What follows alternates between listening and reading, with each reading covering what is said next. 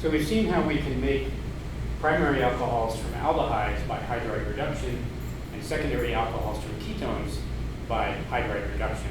But hydride reduction is not applicable to the synthesis of tertiary alcohols. So we can now ask ourselves the question, is it possible to convert a ketone into the corresponding tertiary alcohol? And if so, what kind of reagent would be required to accomplish that transformation? This compound is referred to as acetophenone. We've got a phenyl group on one side of the carbonyl and a CH3 on the other side. So what we're trying to add is a CH3 group to the carbonyl carbon and a hydrogen to the carbonyl oxygen. We're going to exploit the fact that the carbonyl group is quite polar. To accomplish this, what we need effectively is a source of C minus, a source of negatively charged carbon, a methyl minus, and a source of H plus. But we know we can get the source of H plus from aqueous acid. All we need is a source of negatively charged carbon. And if we had that, we would expect the negatively charged carbon to add to the carbonyl carbon, which has a partial positive on it, to generate an intermediate alkoxide ion.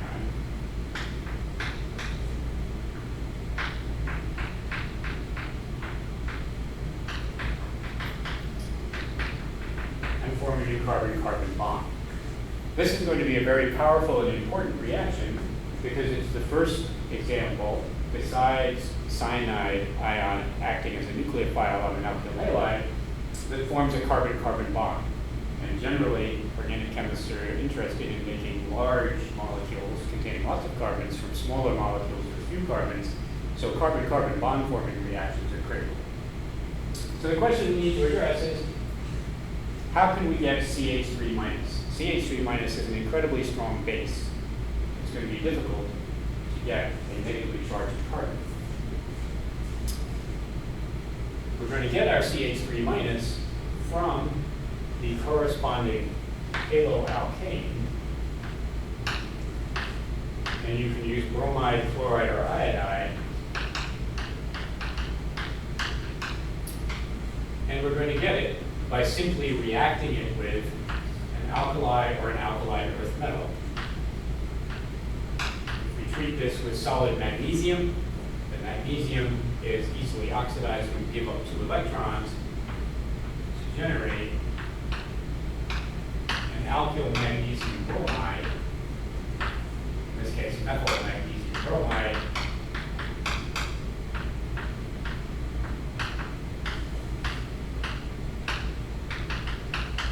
and these alkyl magnesium bromide reagents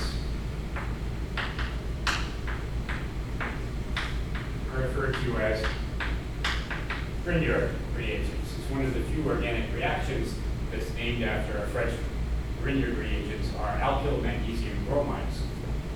Alternatively, you can react an alkyl halide, iodomethane in this case, with 2 equivalents of lithium solid. The alkali metal is very easily oxidized and will give up electrons, and the products will be an alkyl lithium and the corresponding alkali metal halide. Generally, these are not separated. These reactions take place in an inert solvent, ether, for example, or a hydrocarbon solvent like hexanes. And the corresponding alkyl magnesium bromide or alkyl lithium reagent that's formed is used directly in the solvent in which it's formed. So here we have an alkyl lithium reagent.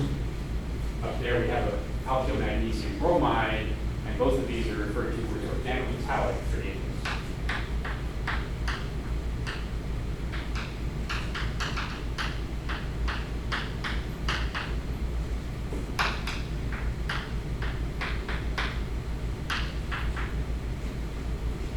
It's a very powerful reaction. It's effectively a polarization transfer. The dipole in the starting bromomethane or iodomethane has the positive end on the carbon, positively polarized carbon, and the negative end on the halogen. And they undergo SN2 reactions readily at the positively polarized carbon. What we've done is we shifted it and inverted the dipole, so now we have the positively polarized end at our metal and the negatively polarized end at the carbon. Alkyl magnesium bromides are roughly 35% ionic and 65% covalent, and alkyl lithium reagents are a little bit more ionic because lithium has a lower electronegativity than magnesium. They're about 40% ionic. So even though they are metal, non-metal compounds between an alkali metal and the non-metal carbon, they're significantly covalent because of the small size of lithium and the small size of magnesium 2+. And that softens the base and makes it soft enough. It's not really CH3-, right? It's not a fully ionic source of CH3-. If you had a fully ionic source of CH3-, it would probably take off the proton on the alpha position because of the pKa value of 20 versus the pKa value of methane of 50. So the reaction, if we were to write the reaction out in a way that you would write it on an exam, the reaction would be to take a set of phenone. In the first step, we're going to treat that with methyl magnesium bromide in ether solvent. That will generate the alkoxide ion as magnesium bromide salt. And then a second acid workup step, aqueous acid, will add the hydrogen to the oxygen and generate tertiary alcohol. This is a quite general reaction.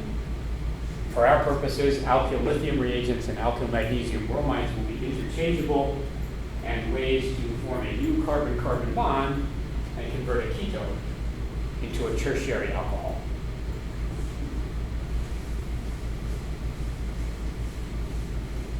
The reaction is more general though.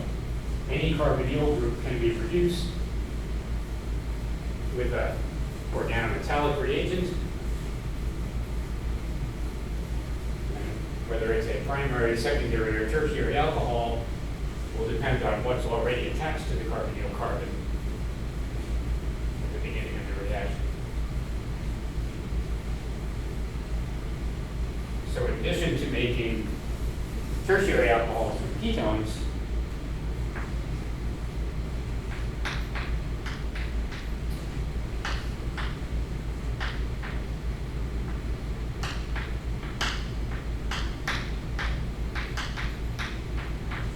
we can use organometallics, in this case phenol-lithium, to react with hexanal, the organometallic reagent will add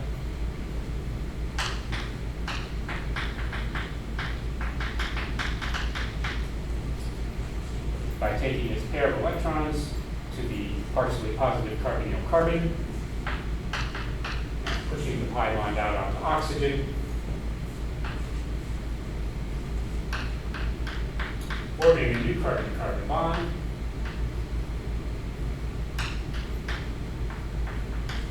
and then in the second step, a proton transfer reaction from the strongly basic alkoxide ion, moving a proton from hydronium, generate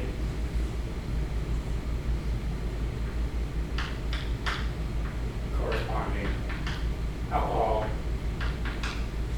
as a receiving mixture.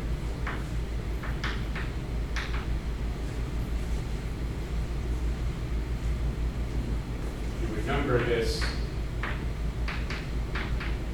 follows. This is the attachment to the phenyl ring, and this is the 1-hydroxy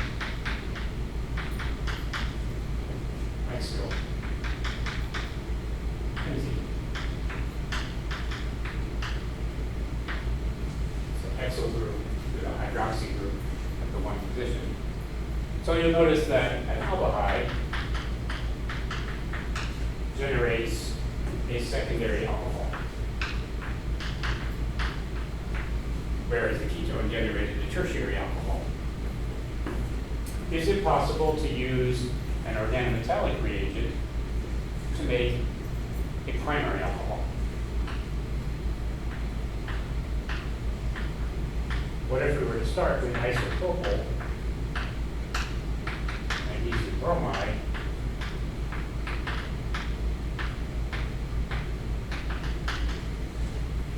and react that with formaldehyde in an inert solvent, tetrahydrofuran in this case, which is a cyclic 5-membered ether, isopropyl magnesium bromide to add to the carbonyl carbon, which already has 2 hydrogens attached. Those 2 hydrogens will stay attached. At the end of step 1,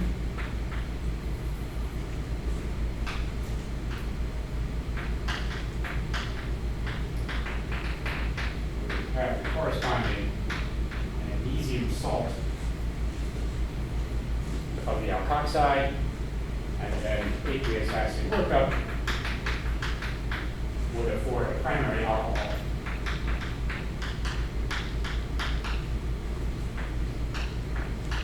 Irreversible proton transfer reaction.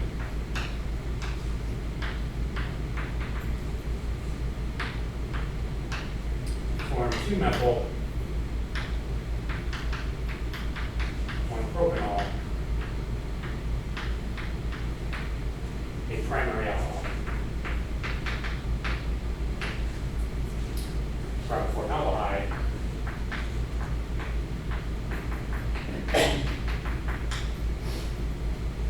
So organometallic reagents, either Grignard reagents or alkylithiums, can be used to make primary alcohols using formaldehyde, secondary alcohols using any other aldehyde, or tertiary alcohols using ketones.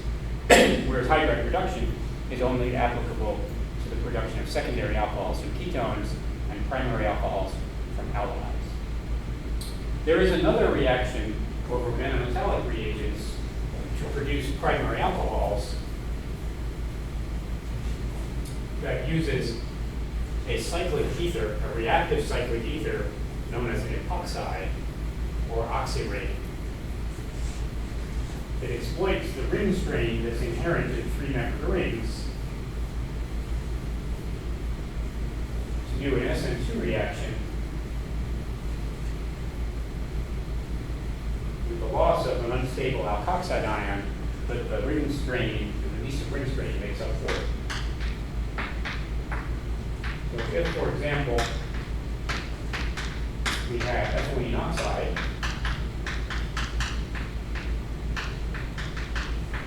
also known as oxyrene, a 3-membered cyclic ether is referred to as an oxyrene. In this case, the ethylene oxide name comes from the fact that it's derived from ethylene, H2C double bond CH2. Ethylene oxide will react with organometallic reagents like phenyl magnesium bromide in inert solvent to do an SN2 reaction. In the case of unevenly substituted oxyrate, it would happen with the less substituted, more sterically accessible N, form a new carbon-carbon bond,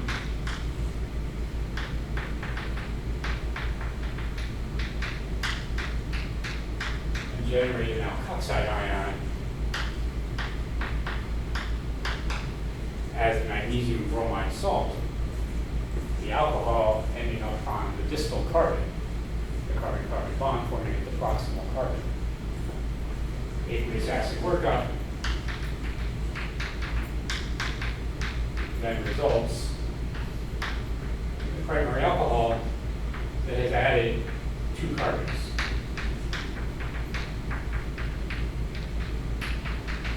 So where formaldehyde will react with organometallics with the addition of 1 carbon, ethylene oxide will add to organometallics with the addition of 2 carbons. And you can build up any chain length you like by converting this alcohol to the alkyl halide and then adding an alkali metal or an alkali earth metal, magnesium, to form the corresponding organometallic, and then doing the process again. This is referred to as a 2-carbon homologation reaction.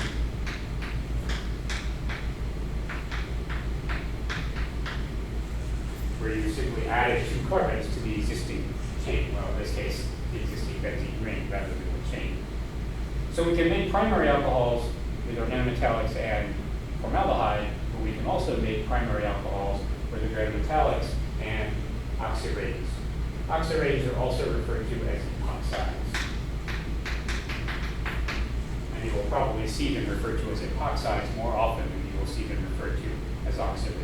The only reason this SN2 reaction works with the loss of an alkoxide ion, which is normally not a good enough leaving group to leave in an SN2 reaction, is because release of ring strain causes that reaction to be favorable.